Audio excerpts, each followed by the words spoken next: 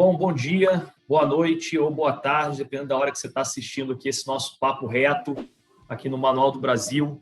E hoje a gente tem o privilégio de conversar com o Luiz Orenstein, que é gestor da Dynamo, que é uma casa, um fundo de investimento, uma experiência enorme no mercado financeiro. Então, obrigado por você estar aqui. Se você ainda não é inscrito no nosso canal, não esquece de se inscrever e de apertar o sininho para você ser notificado sempre que a gente lança novos vídeos. Luiz, obrigado por aceitar o nosso convite. E eu queria começar te perguntando quem é o Luiz Orenstein, o que você faz, né? E o que é a Dynamo. Pelo prazer estar aqui conversando com você. Vou fazer essa apresentação muito rapidamente. Eu, na verdade, tenho dois caminhos que acabaram se cruzando. O caminho acadêmico, minha formação é de engenheiro pela UFRJ, depois fiz um mestrado em economia na COP e, mais tarde, por razões que depois, quem sabe, a gente ainda chega a comentar nessa conversa, eu fiz o doutorado em ciência política. Comecei no UPED e terminei na Universidade da Califórnia, lá em San Diego. Do outro lado, o lado não acadêmico, eu passei muitos anos no BNDES, quase 20 anos de BNDES, e saí, então, depois para o setor privado, basicamente porque meus filhos nasceram, enfim, eu achei que esse negócio de não ter poupança, de ter filhos, não combinava direito, e fui para o setor privado, terminei me juntando a um grupo de pessoas que estava praticamente montando uma gestora de recursos voltada para os fundos de ações, isso nos anos 90, início dos anos 90, que era uma coisa absolutamente exótica, né? Eram os tempos de open market, enfim, outras maneiras de se pensar o mercado financeiro. E nós construímos a Dynamo, que já tem hoje, então, 28 anos, né? Certamente a mais longeva das gestoras independentes do Brasil, talvez junto com a IP, mas, enfim. E é isso. E eu digo que os caminhos se juntam, porque talvez a gente veja aqui na conversa que tem um lado profundamente intelectual e acadêmico na gestão que a gente faz, por incrível que pareça, né? Porque todo mundo acha que mercado financeiro é só sentar na mesa, comprar e vender, e está longe de ser isso, né? E, Luiz, assim, qual é a diferença que você vê hoje? Quer dizer, hoje a gente tem realmente um boom aí das empresas, né? Fazendo IPO, até das pessoas físicas, né? Investindo em ações. Qual é a diferença? Assim, o que você vê do mercado quando você começou lá atrás, né? E o mercado como está hoje? Quais são, assim, o que você vê que mudou de uma maneira brutal? Então, Pedro, olha, se teve uma coisa que se modificou positiva e completamente no Brasil, foi o mercado de capitais. Porque eu tenho que controlar os meus impulsos a fazer retrospectos muito nostálgicos. Mas a industrialização brasileira, ela é o resultado de políticas públicas. Ela não tem um processo espontâneo, né, dos capitalismos mais desenvolvidos.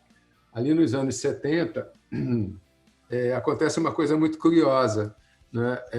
Nós estamos em plena ditadura militar e os militares tinham uma visão de Brasil potência, né? Eles tinham uma visão muito interessante em relação à importância de industrializar o Brasil. Daí os planos nacionais de desenvolvimento, enfim, aquelas coisas todas que a gente aprende na escola que de fato aconteceram. Mas você tinha também a esquerda, né, que era importante nos meios acadêmicos, que tinha uma visão relativamente próxima, porque toda a ideia, né, da revolução socialista, comunista, supunha um proletariado desenvolvido, e sem a indústria faltava esse lado. Então, essa combinação desses dois projetos, absolutamente opostos enquanto política, mas convergentes enquanto, vamos dizer assim, visão econômica do Brasil, eles se encontraram basicamente no BNDES. O BNDES era o lugar onde, de certa maneira, esses planos, né, de desenvolvimento eram executados. E, portanto, a indústria nasce sem equity, né? Ela nasce através do financiamento público. O que faz com que o nosso mercado de capitais seja muito atrasado, né, em relação a outros países. E quando ele surge, ele surge como um faroeste, porque essas empresas... Se eu estiver muito longo, você me interrompe. Não, pode ir, por favor.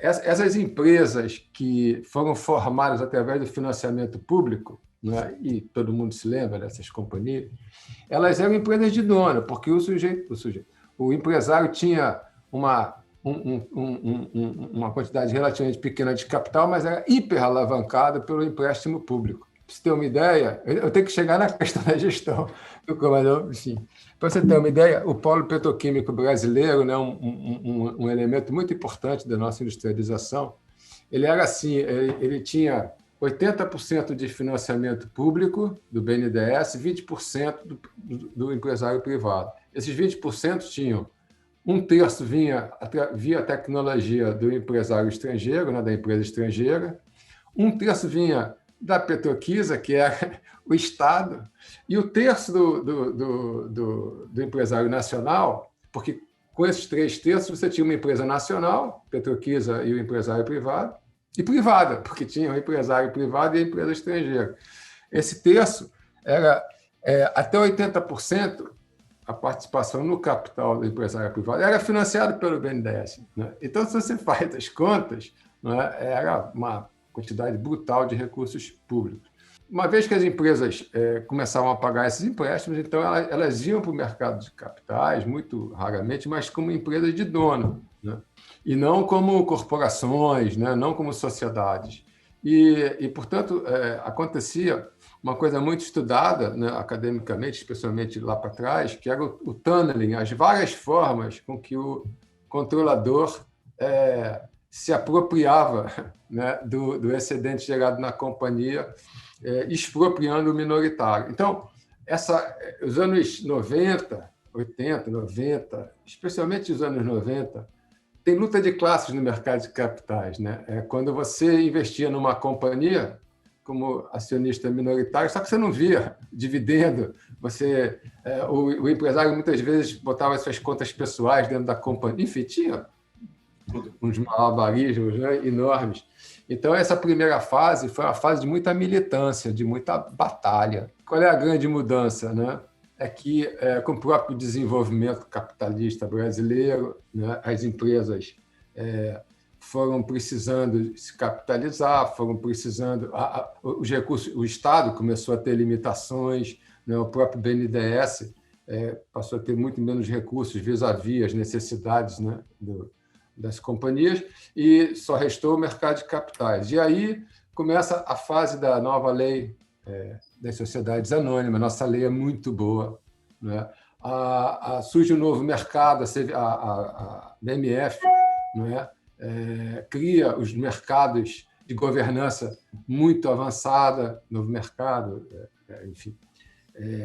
E com isso, o trabalho do gestor de ações, né, muda completamente e se torna muito mais fácil, de certa maneira, né, muito mais técnico. Né? Muito bem, então, dos anos 90, início do século XXI para hoje, né, são dois mundos completamente distintos. É como se fosse o mundo do faroeste e o mundo da civilização contemporânea. Né? São muito distintos. A Dínamo teve esse privilégio, nós fomos muito guerreiros lá atrás, né? E pudemos, então, agora participar dessa fase que é extraordinariamente mais técnica do mercado. Você diria, Luiz, por exemplo, para as pessoas poderem ter um nível de comparação, quer dizer, o Brasil hoje ainda está comparado ao mercado de capitais, né? A Bolsa de Valores, as empresas que estão lá listadas, a outros países do mundo, como os Estados Unidos, para pegar uma referência.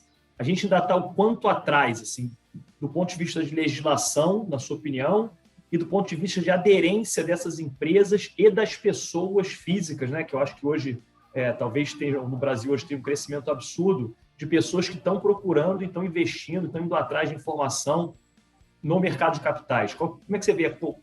O gap é muito grande, quer dizer, a gente está muito atrás desses países? Claro que sim, claro que sim. Não esquece que o Brasil teve taxas de juros muito altas durante muito tempo, então a pessoa física estava acostumada com a caderneta de poupança, né, com os fundos de renda fixa, com os papéis quase que sem risco de governo, né, com taxas reais de ganho que, enfim, eram muito competitivas.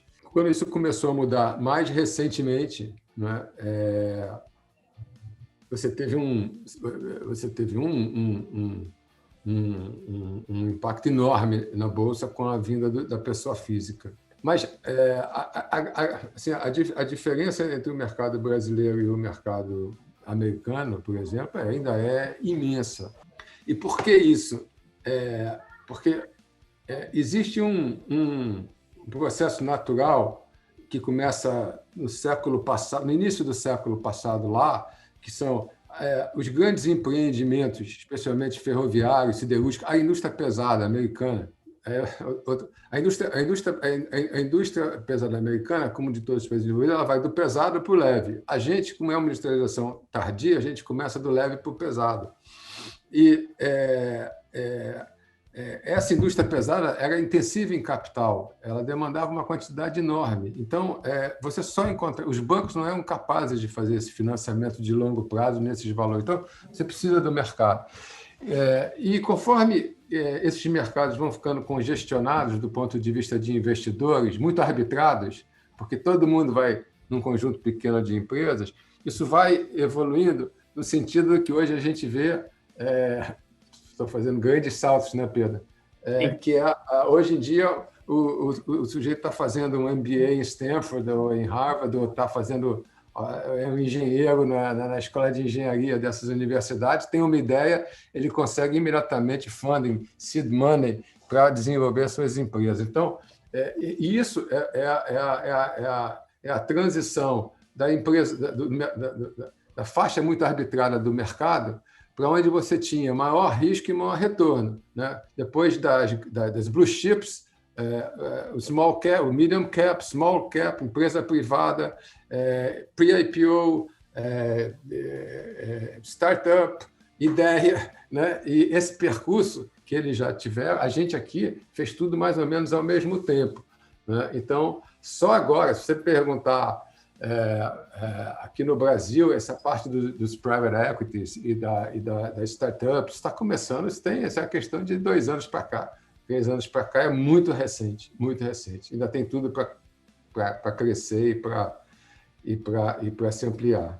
Mas você acha que, do ponto de vista estrutural, a gente tem condição de chegar no mercado de capitais no nível que é hoje o americano, que a gente está falando que seria um mercado maduro, ou você acha que a gente vai ter percalço aí no caminho, e vamos dar uma estagnada? Como é que você vê essa... Porque essa associação, você está falando do mercado de capitais no Brasil, boa parte da não evolução dele se deu por uma questão histórica, mas também porque a taxa de juros era muito alta e as pessoas preferiam deixar dinheiro na poupança e investir numa empresa. Essa taxa de juros pode voltar a crescer, por exemplo. E aí você vê uma retração desse mercado, ou você acha que já é uma coisa que já foi embora e a gente não tem como mais voltar?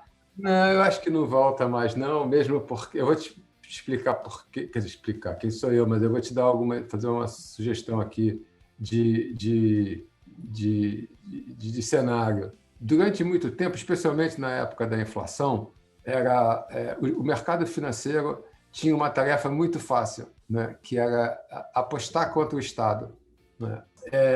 Isso se ganhou muito dinheiro, né, seja na taxa de juros, seja na taxa de câmbio. O próprio Plano Real, né, criou uma arbitragem extraordinária na moeda que trouxe riquezas fantásticas e quase que instantâneas a muita gente no mercado financeiro. Isso fez com que se criasse essa fantasia, mas que ao mesmo tempo era a realidade, de que você estudava economia, né? Falando para a garotada agora um pouco, estudava economia, um pouco de finanças, administração, vai para o mercado financeiro que você vai ficar rico, né? Inclusive com a perversa sucessão de...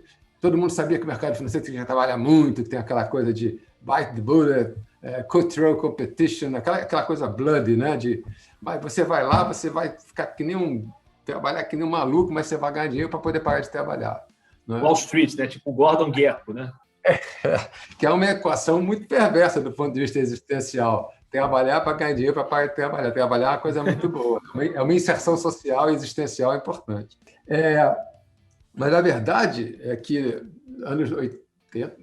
90, início do século XX, XXI, Pedro, 90% dos alunos de economia nas boas universidades, né, quando se formava, o que você quer? Quero trabalhar no mercado financeiro. Né? Eu entrevistava os garotos e tal, e era impressionante. O que mudou? O que mudou bastante?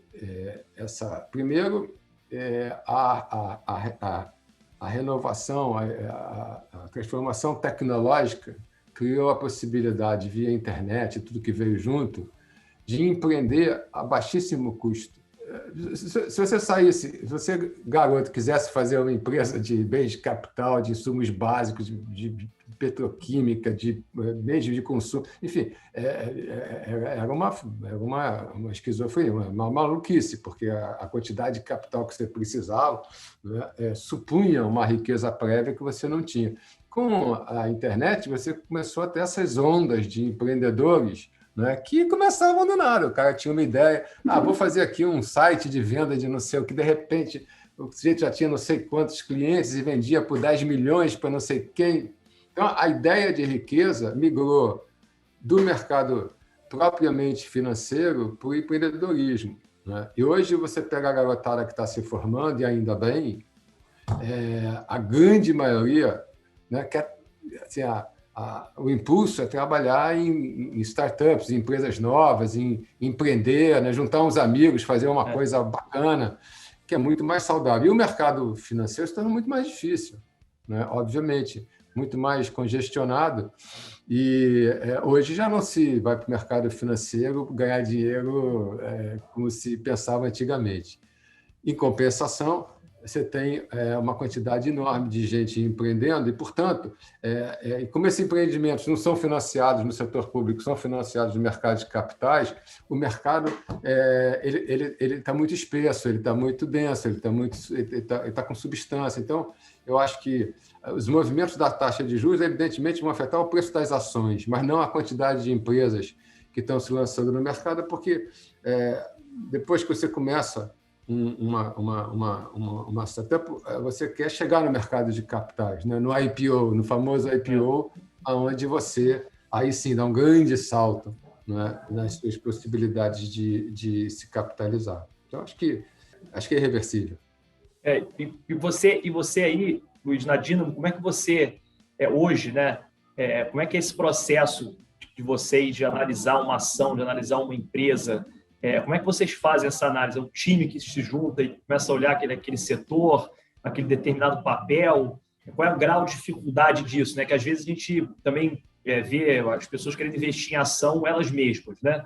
E que eu acho que é muito legal, mas às vezes também envolve um nível de complexidade que uma pessoa sozinha talvez não consiga fazer esse tipo de avaliação. Então, como é que vocês fazem aí para as pessoas também poderem entender e ter essa noção? Pedro, eu temia que você me fizesse essa pergunta, porque a gente precisaria levar assim, várias horas, certamente. Eu vou tentar ser sintético para não ser chato, né? Mas, vê bem, a Dínamo é uma coisa muito particular, né? Porque ela foi criada para ser, ao mesmo tempo, um negócio e um projeto de vida. Então, a gente junta duas partes. A parte propriamente da gestão, a parte técnica, sobre a qual eu vou falar, e uma parte de desenho para tornar possível, né, uma convivência de longuíssimo prazo e uma satisfação absoluta o tempo todo, o que faz com que, em 21 anos, o nosso turnover, quer dizer, a saída, né, de gente, de sócio da Dínamo, seja, na prática, zero. Isso é um fenômeno, se você comparar com outros lugares. Nunca nenhum sócio da Dínamo saiu na história dela, com uma outra exceção que, enfim, até ilustram a situação, porque são grandes amigos, enfim, tivemos situações pessoais muito particulares. Então, eu não vou falar dessa parte, a menos que sobre o tempo, vou falar mais da questão, assim, para quem está pensando em trabalhar com isso, né? O que é a gestão de recursos, o que é você gerir fundo de investimento, como nós, e empresas abertas, que é o que a gente faz basicamente, empresas brasileiras abertas, de longuíssimo prazo, né, o investimento.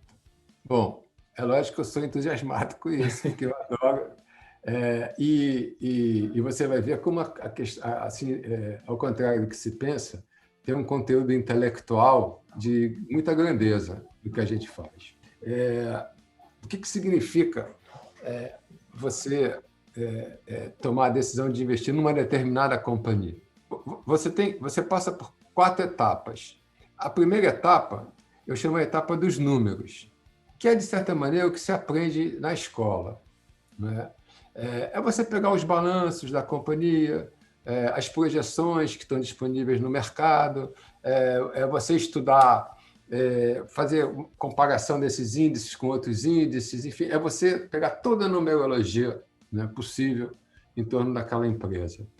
Isso dá um trabalho colossal, planilhas e mais planilhas, mas é muito importante porque é onde você tem a calibragem das coisas instantâneas da companhia e é onde a garotada mais rapidamente chega, né? Você pegar um recém-formado, né, numa boa escola, ele senta ali com a gente, aprende rapidamente, sai fazendo. É lógico que tem mais talento ou menos talento. Tem gente que olha os números e só vê números, tem gente que já começa a ver mais coisas, mas aí é cada um. O segundo é você, dados os números, porque, obviamente, se você chegar à conclusão, né, de que a empresa vale 100, mas pelas tuas contas ela devia valer 20, é melhor procurar outro caso para estudar, né? E se você achar que ela vale 200, pode ficar animado. A segunda etapa é a empresa, propriamente, porque uma empresa ela é uma coisa viva, né? Então, assim, você conhecer, ir lá, ver o layout, ver as pessoas, ver como é que está os incentivos, a remuneração, os documentos, os estatutos, o acordo de acionistas, tem várias componentes, né? A situação tecnológica da companhia vis-à-vis outras empresas. Então, estudar a empresa, né, é o segundo passo, que já exige um pouquinho mais de senioridade. Esses 2 primeiros passos são, de certa maneira, fundamentais, mas menos decisivos. O que é decisivo é você conhecer as pessoas. E se na primeira parte você precisa de saber muito a contabilidade, finanças, econometria, estatística, e no segundo você já precisa conhecer um pouco de administração, engenharia e vários mental models que já entram nessa questão de incentivos, na questão de gente, você já precisa conhecer muito de psicologia, de empatia, de intuição, você ter vocação para saber avaliar pessoas. E isso, Pedro, você faz ao longo do tempo, né? Porque você precisa, para você conhecer o management, para você conhecer a administração, você precisa vê-la em várias situações diferentes, num momento bom, num momento ruim, né? A relação entre eles. Isso só com muita experiência. E, de fato, você precisa ter estudado outras coisas. Nós cultivamos muito mental models. A gente estuda psicologia, neuroscience, física, enfim, fora a economia e toda a parte de tecnologia. O quarto e último é você saber se o negócio é bom. Esse parece o mais trivial, né? E é o mais complicado. Eu vou te explicar por quê. Se você tivesse um monopólio não regulado com crescimento, é um negócio espetacular, mas não existe. A concorrência perfeita é um péssimo negócio, né? Porque lembra daquelas curvas que você aprende na escola, né? A rentabilidade marginal é o custo. Então, assim, não sobra nada, né? Concorrência perfeita. Mas também não existe. Então, na verdade, saber se um negócio é bom é localizá-lo nesse espectro, né? E isso é muito complicado, porque você tem que, para saber se o negócio é bom, você tem que pensar como é que o mundo vai evoluir, né? Você precisa saber o que é aquele negócio, como é que é aquilo em outros lugares, será que a coisa vai para frente, vai para trás? Você, por exemplo, está aí com uma plataforma, né? Você pensa assim, setor de petróleo hoje em dia, né? É um negócio complicadíssimo, né? Pelas variantes que você tem hoje, né? De fontes alternativas, o problema do combustível fóssil. Então, assim, essa quarta parte é onde os sócios mais velhos mais interferem. Mas quando você consegue ter números razoáveis, achar que a empresa sei lá, ela é bem constituída, né? Já tem coisa para caramba aí, né? Que o management é bom, né?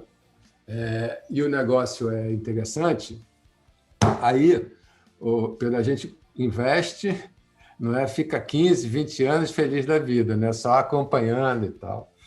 E aí, se estiver muito longo, você me interrompe. Então. Não, só vai fazer uma pergunta assim, nessa linha. Parece ser muito difícil você conseguir achar, você está juntando 4 pontos para você achar um case. E o grau de dificuldade disso? Quer dizer, existem muitas empresas assim, se deparam com muitas empresas assim, você está falando de Brasil, né? Ou fora também, ou não? Realmente é um número restrito, não é uma coisa assim, tem um número grande de empresas com todas essas qualidades que você está colocando. Então, boa pergunta. A gente só faz no Brasil. A gente pode investir lá fora. A Dynamo tem a Dynamo Brasil e a Dynamo fora do Brasil. A Dynamo fora do Brasil investe fora do Brasil. Evidentemente, a gente pode investir fora, mas a gente só investe praticamente no Brasil.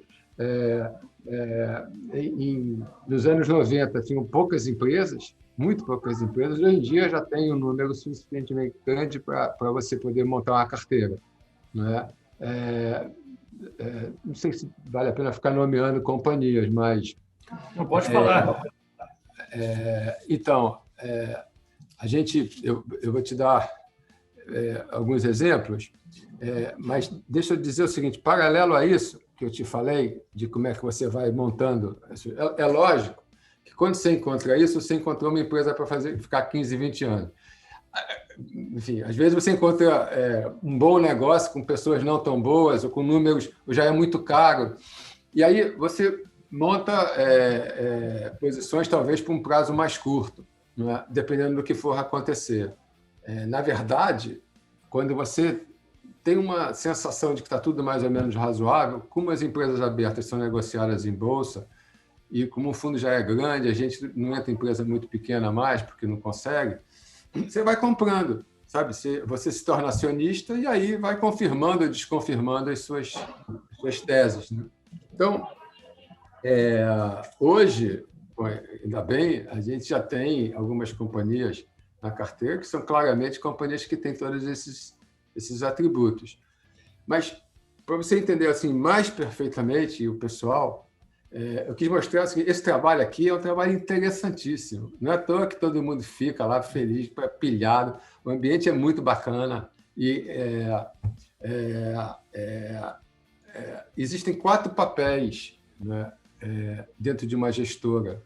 Você pode ser analista, que é o cara que ele consegue ver essas coisas todas. É o sujeito que é dirigente, pega informação, estuda pra caramba, sabe tudo. Esse é o analista. Ele é capaz de fazer uma síntese desse conhecimento.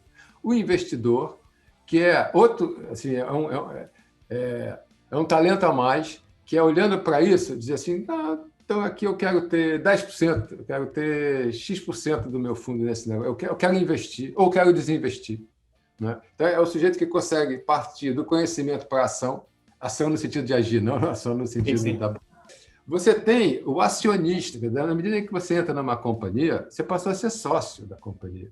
Então, ao invés de analisar, você passa a ter que ser propositivo, né? Dizer assim, pessoal, vamos por aqui, ou não vamos por ali. Óbvio que uma gestora conhece certas coisas, conhece estrutura de capital, conhece a parte do mercado, conhece desenho de incentivos para o management, enfim, a gente não conhece, a gente não sabe se meter se a tecnologia de celulose tem que ser de forno assim ou assado, caldeira assim ou assado. E depois, o 4º papel é o portfólio manager, né? É o cara que pega tudo isso e todo dia ele tem que olhar e dizer o seguinte, não, aqui tem menos 0,5%, aqui tem mais. Ele vai equilibrando esse negócio todo dia. São 4 papéis, né? Eu diria que analista, praticamente todo mundo é obrigatório, investidores, alguns são, acionistas, muito poucos são, e portfólio manager, em geral, você tem um na gestora, porque é um talento muito particular. A beleza, então, juntando tudo isso, esse é o trabalho, tá? Mas a beleza, né, que envolve com isso, e não é um trader, quer dizer, não é alguém que é outro mundo, é porque você, na medida em que vai se tornando sócio das companhias, você tem uma atividade para-empresarial, não é? Você é um sócio minoritário, tem que tomar conta lá dos seus interesses, mas você pode pensar a companhia, não é? Como o dono pensa, não é? Como o CEO pensa. E isso é uma coisa assim que acho que atrai muito a garotada lá da Dynamo também, é saber que nas companhias em que a gente participa, a gente senta dividindo a responsabilidade, de certa maneira, pelos desdobramentos que aquilo ali vai ter. E você falou um negócio agora, desculpa, só para que é uma diferença do que você faz. Você falou, olha, é diferente do trader, né? Então, quando você olha uma companhia na Dynamo, você está olhando, como você colocou, um longo prazo, né? Você está olhando, olha, eu vou ser sócio desse cara aqui, vou num pedacinho dessa companhia para ficar aqui sentado 10, 15, 20 anos. E a diferença do trader é que ele não faz isso. Explica um pouquinho para a gente qual é essa diferença e por que vocês optaram por não fazer o trade e ser uma gestora com essa análise mais de longo prazo. Olha, existem várias maneiras de você lidar com o mercado, né? Tem o pessoal quant, né? Tem grafista, tem vários personagens entre eles que lida com informações de alcance mais curto, né? É uma empresa que vai fazer uma aquisição, é um novo CEO que entra na companhia, né? Então, sei lá, a companhia tinha um presidente mais ou menos, entrou um cara muito bom, todo mundo, então, o sujeito compra, espera um pouquinho, ele não espera para ver o resultado, né, do evento, né, que ele está. Ele simplesmente faz o trading da novidade, o trading do acontecimento. Tem muito mais, sem nenhuma conotação negativa de jeito nenhum. Tudo é saudável. É muito mais de esperteza do que de fundamento. O que caracteriza o velho e esses nomes que dão para o que a gente faz é a profundidade da investigação, a necessidade de fundamentos, como eu falei. Portanto, o trabalho intelectual muito mais pesado. Para você ter uma ideia, assim, a gente usa mesmo, para montar os nossos investimentos, nossas posições, a mesma forma de evolução do conhecimento científico, porque a ciência avança por falsificação, né? Quer dizer, é o Popper, enfim, você tem qualquer verdade científica é temporária, né? Porque testando, fica testando, enquanto ela funcionar, ótimo, né? Exemplo clássico, né? A física newtoniana era espetacular, servia para uma opção de coisa, mas a gravidade não era exatamente um cano, né, que juntava duas massas, né? Então funcionou durante muito tempo, até que você provou que não funcionava e substituiu. Então, quando a gente nunca trabalha individualmente, você tem sempre duas pessoas, às vezes três. E aí, Pedro, essas duas ou três pessoas fazem todo aquele percurso que eu te falei. Vai ver os números, vai ver a empresa, vai ver o negócio, as pessoas. Aí, quando começa a achar que tem coisa ali, monta uma reunião enorme com todo mundo, todos os analistas, e a função dos outros é falsificar aquela tese de investimento. Então, você vai dar errado, né?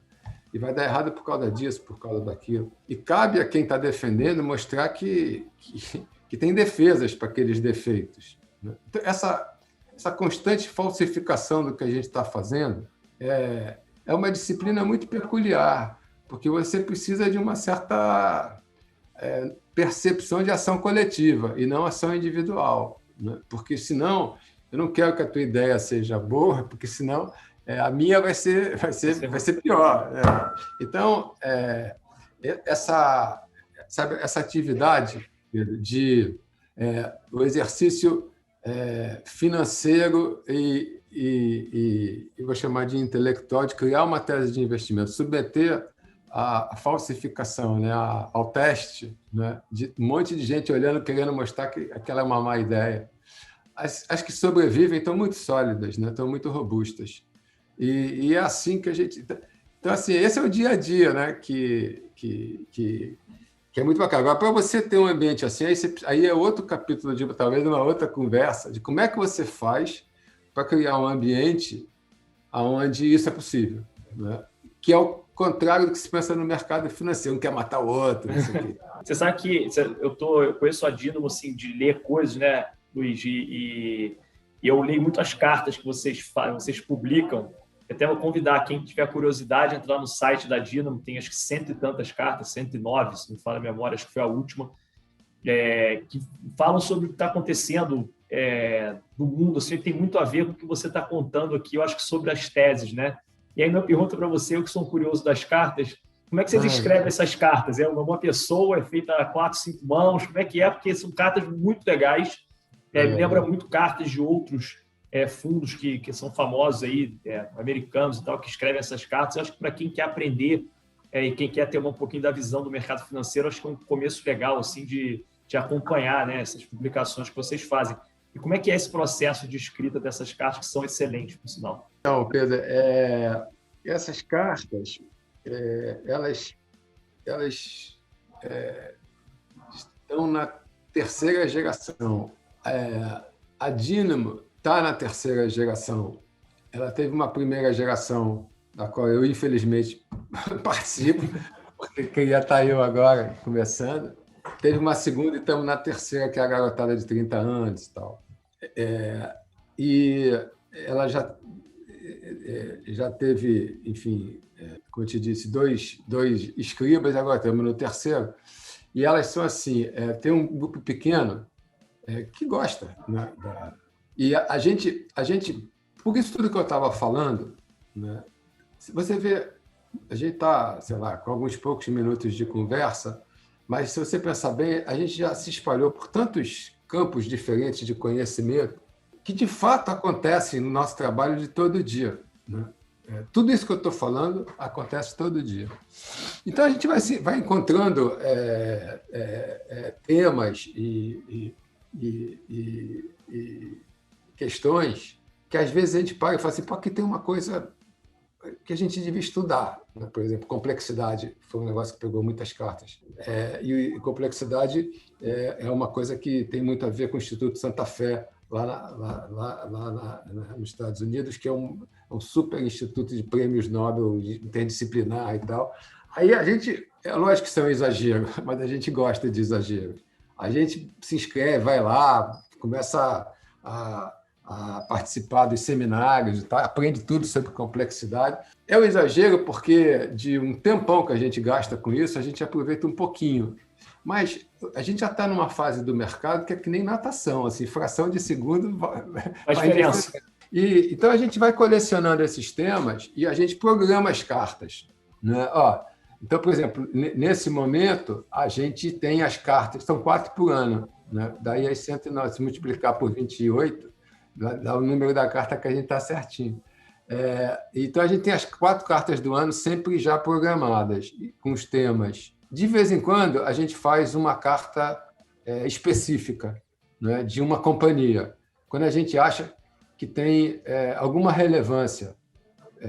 Por exemplo, nós já fizemos carta sobre empresa de tecnologia, que a gente achava que era uma grande transformação. A gente estava falando da empresa, a gente agora vai fazer uma, por maior furo aqui. Furo. Não quero ser, mas, enfim, de uma empresa, né? Empresa a gente faz assim muito raramente mesmo. Por quê? Porque nós estamos muito entusiasmados. Porque a gente tenta olhar lá na frente, com a ideia do Brasil como potência ambiental. Nós estamos num momento bem esquisito, né, de Brasil, mas essa também é uma vantagem de saúde mental da gente. A gente não precisa ficar olhando para a eleição de 2022, nem para o negócio da CPI da Covid, por Deus me livre. A gente olha lá na frente. E nós estamos muito entusiasmados com a ideia de... Faz todo sentido e tem vários segmentos específicos do que pode ser o Brasil potência ambiental, que não é uma coisa assim de coisa verde, que é bacana, mas é realmente pensar assim, a grande vantagem comparativa do Brasil, sem dúvida está aí. Um dos elementos é o eucalipto, é a nossa matéria-prima vegetal né? O eucalipto, você sabe, a gente tem estudado muito isso também. Aí, por exemplo, botânica, fomos estudar esse negócio, né? Que é espetacular. E na Finlândia já tem um pessoal muito vanguarda conseguindo do eucalipto fazer bioóleos, bioquímicos, biocombustíveis, substituição de plástico, assim, com fibra têxtil, né, que já existe há algum tempo. Então, nós estamos assim de olho nisso. Como tem uma determinada empresa aqui no Brasil que a gente acha que obviamente, a maior produtora do mundo, enfim, e tem 300 pessoas trabalhando, 100 cientistas trabalhando com isso, a gente vai fazer uma carta. Por quê? Porque é uma carta sobre uma empresa, evidentemente, uma empresa que a gente tem uma participação grande e é muito otimista, mas, assim, não adianta, porque o pessoal mercado, me diz aí a ação que vai subir, né? Assim, às vezes eu estou lá fazendo na academia, pô, cara, estou precisando disso. Eu não sei, porra. Eu realmente não sei, eu tenho a menor ideia. Eu sempre perguntar se a bolsa subiu outra, eu também não sei. Mas eu sei te dizer o seguinte: se você quiser ficar 4, 5, 6 anos, 3 anos numa posição, e depois, quando terminar esse prazo, e você olhar, você vai ter feito um investimento provavelmente melhor do que as outras alternativas que você tem hoje. Então, a gente está falando da companhia porque a gente quer falar de potência ambiental, eucalipto, as vantagens, e a gente acha que isso é uma coisa que vai acontecer, né? E, de novo, sei lá por que eu estou falando disso, mas dentro do capítulo potência ambiental, tem certas coisas que são tão faladas, que as pessoas desistem, porque já falou tanto. Biodiversidade na Amazônia é uma coisa seríssima, assim, é um tremendo de um setor que vai se desenvolver bastante, que tem muito poder, está de olho nisso, o próprio agronegócio, restauração de Mata Atlântica, sequestro de carbono mercado, tem tanta coisa bacana nesse âmbito, e então a gente gasta muito tempo. Agora, para estudar esse troço, você estuda química, estuda botânica, estuda tem modelos de AI e machine learning sofisticadíssimos para você selecionar espécies, adequar a espécie com terra, enfim. É um mundo. Você falou um negócio que ficou aqui na minha cabeça, interdisciplinariedade, né? Quer dizer, a pessoa pode achar que mercado financeiro é só o cara estudar engenharia ou economia ou alguma formação matemática e vamos lá que a gente vai conseguir olhar os números e vai talvez ficar só na parte 1, como você colocou aí. E aí me pegou de curiosidade um pouco na sua história, que você fez um doutorado em ciência política. Foi. Da onde você tirou isso? Assim, e se isso te ajuda, né, em alguma coisa? Eu estou falando isso porque eu adoro ciência política também, fiz direito e também queria fazer um mestrado em ciência política, então eu falei, achei outro cara aqui que também tem essa... Foi uma das melhores coisas que eu já fiz, e a gente lá na Dynamo, também na linha dos exageros, a gente leva muita gente para... Eu já vou chegar na ciência política, Tá. A gente tiver um tempinho mais. Tem, fica à vontade. Então, essa coisa da interdisciplinaridade é muito importante. Quanto mais sofisticada a abrangência de conhecimento de uma pessoa, melhor analista ele vai ser, melhor investidor ele vai ser e melhor acionista ele vai ser. Porque a percepção do mundo não vem da especialização. De fato, vem do olhar abrangente. Então, às vezes, assim, a gente chama historiador, poeta, chama ator. A gente procura entender maneiras de pensar, né? Isso até hoje. Né? Outro dia a gente teve uma leitura espetacular dos poemas do João Cabral. Aí você vai dizer assim, pô, mas o que tem isso a ver? Sei lá, mas tem, cara. Mas tem, sabe? Aprender o alcance que as palavras podem ter numa escultura, né, com letras que é a poesia, enfim, vai ter. Por que tem isso a ver com a ciência política? A ciência política eu fiz fazer o doutorado antes da Dynamo. Eu estava no BNDES e eu era, assim, economista, né? Eu tinha feito engenharia de produção e mestrado em economia, e eu achava que o mundo todo... Eu era um economicista com muita convicção. Eu achava que tudo se resolvia ali nas né, na desestrutura, a superestrutura, para usar um termo marxista, era consequência, e aí foi ser presidente do BNDES, eu já estava num cargo assim, num cargo bom, e foi ser presidente do Dilson Funaro, na época do Plano Cruzado. Você não deve se lembrar disso. E foi um momento, foi a mesma equipe do Plano Real, só que jovem, né? Com vários erros. Então, foi dar no Plano Real. O Plano Real é o Plano Cruzado devidamente aprimorado. E o Dilson Funaro era assim, ele foi ministro da Fazenda, do governo Sarney, ele era um iluminado, assim, que tinha um projeto para o Brasil, uma coisa espetacular. E eu fiquei fascinado por aquilo. Não, porque quando você está no setor público, você está trabalhando pelo bem comum. Aliás, é um espetáculo trabalhar no setor público, ao contrário do que quase todo mundo pensa, esse é outro capítulo também. Mas, e aí, o Plano Cruzado, quando foi lançado, ele era presidente do banco, indo para ser ministro, e eu fiquei muito próximo dele. E eu fiquei muito surpreso, né, com a estupidez que era o meu economicismo. Né? Eu simplesmente deixei de perceber que a política, o Estado, o governo, as políticas públicas eram fundamentais. Né? Não existia a economia fora do mundo, né? A economia dos manuais, dos livros. E aquele negócio deu tão errado. Né? E eu falei assim, nossa, eu não entendo nada disso. Né? Eu achava de uma estupidez o que os políticos faziam, sabe, assim, na minha arrogância economicista. Obviamente que não era, né? Eles têm uma razão, eles têm um funcionamento, uma engrenagem. Eu falei, eu tenho que estudar esse negócio. E aí parei 4 anos, fui fazer o doutorado, aprendi, tive que estudar filosofia política, enfim, eu alarguei muito a minha percepção das ciências sociais, a parte quantitativa e de ciências naturais eu tinha voluntariamente, mas aí só para juntar toda essa nossa conversa, a minha tese de doutorado foi em ação coletiva, foi em teoria da ação coletiva, porque eu queria assim entender os mistérios, né, da ação individual vis-à-vis a ação coletiva. Eu estudei tanto, Pedro, mas tanto. Eu realmente estudei muito esse assunto. Grande parte da Dínamo, né, que foi criada para ser uma ação coletiva, está ligada, da minha parte, a essa formação.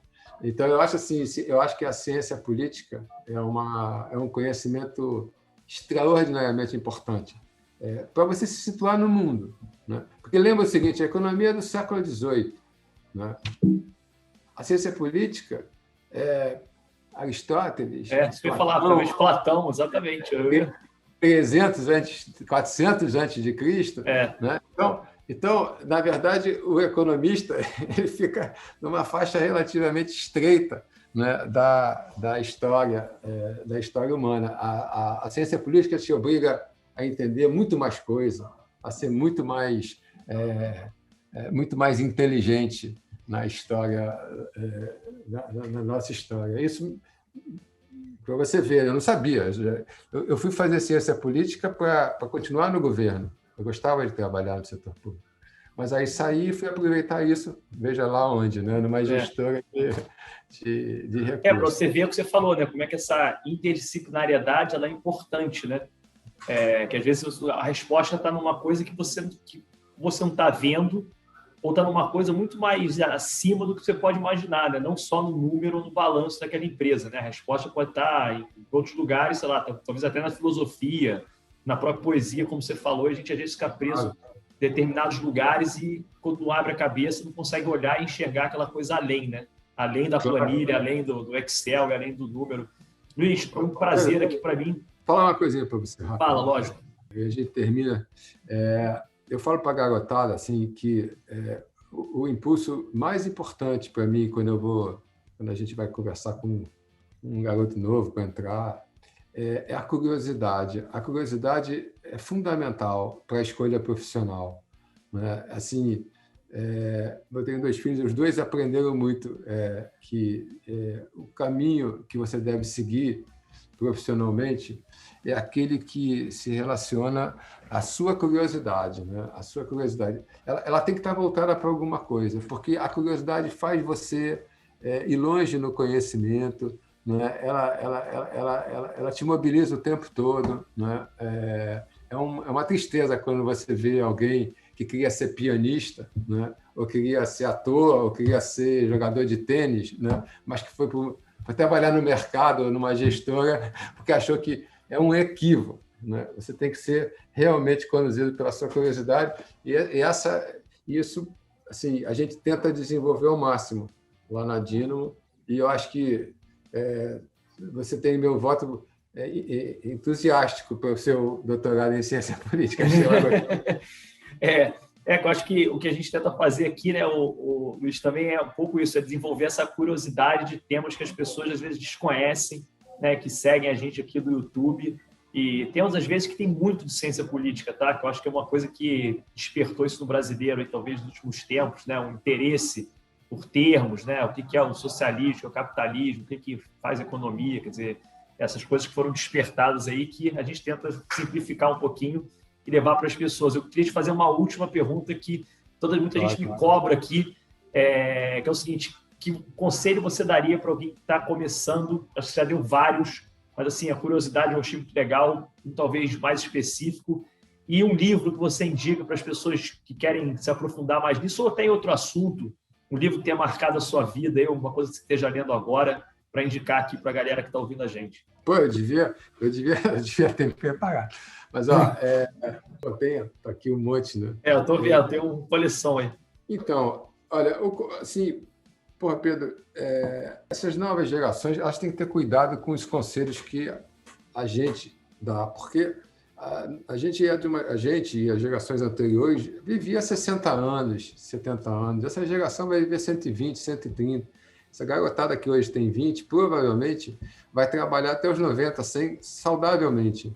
Então, assim, o primeiro conselho que eu dou aí, que eu dou convictamente, porque é o que eu faço lá com o pessoal, especialmente mais jovem, é o seguinte: primeiro, seguir a sua curiosidade, não abrir mão de ser feliz. Esquece esse negócio, não, eu vou me sacrificar porque eu vou ganhar dinheiro, eu vou me sacrificar. Não se sacrifica.